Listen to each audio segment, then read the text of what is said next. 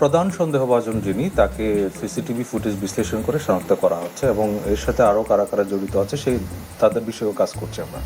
Political কোনো আছে কিনা, কি পলিটিক্যাল কিলিং কিনা বা কোনো মোটিভ জানা গেছে কিনা, মোটিভ জানা গেছে কেন হত্যা করা হলো এবং সাদিক ওকে কেন টার্গেট করার চেষ্টা কেন হলো, কেন ওসমান হাদি টার্গেট ছিল, কি বোঝা যাচ্ছে?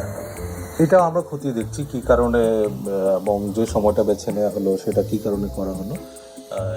যদি আসামি যারা সাসপেক্টেড তাদেরকে অ্যারেস্ট করতে পারলে তাদেরকে কাছ থেকে প্রাপ্ত যে তথ্য সেগুলো যাচাই বাছাই করে এবং পারিপার্শ্বিক অন্যান্য বিষয়গুলো পর্যালোচনা করলে আমরা ঘটনার প্রকৃত রহস্যটা উদ্ঘাটন করতে সক্ষম হব। তাই হাদির উপর গুলির ঘটনায় সম্ভাব্য যে অন্যান্য প্রার্থীরা যারা আছে তারাও এক ধরনের আতঙ্কগ্রস্তর মধ্যে রয়েছে, অনিরাপত্তায় আছে, তারাও আমাদেরকে বলছে এই বিষয়টা। সেক্ষেত্রে রাজধানীর নিরাপত্তাটাকে আরো কি জোরদার করার কোনো পরিকল্পনা বা কি ব্যবস্থা নিচ্ছেন আপনারা এই ঘটনার পর?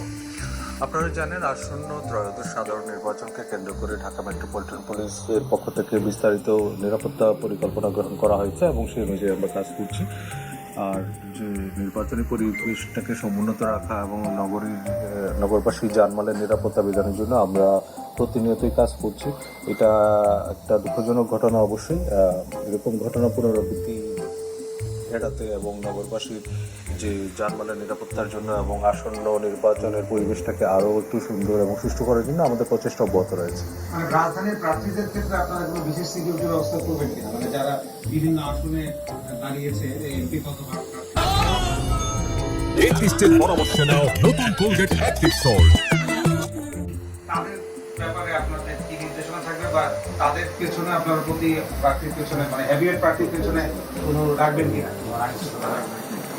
এটা আমাদের যে নির্বাচনী নিরাপত্তা পরিকল্পনা তার একটা অংশ। অবশ্যই প্রার্থীদের নিরাপত্তা বিষয়টাও আমাদের মাথায় আছে এবং সেগুলো বিবেচনা করে আমাদের নিরাপত্তা সবগুলো সাজানো হয়েছে।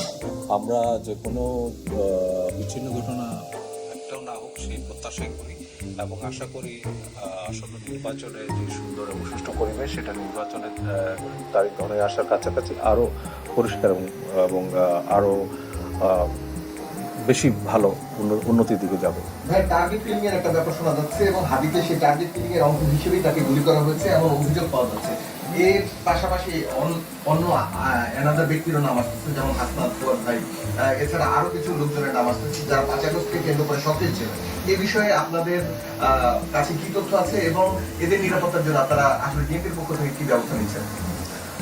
আপনি যে কথাটা এখানে বলেছেন যে টার্গেট কিলিং, এরকম সংখ্যা আমরা দেখছি না।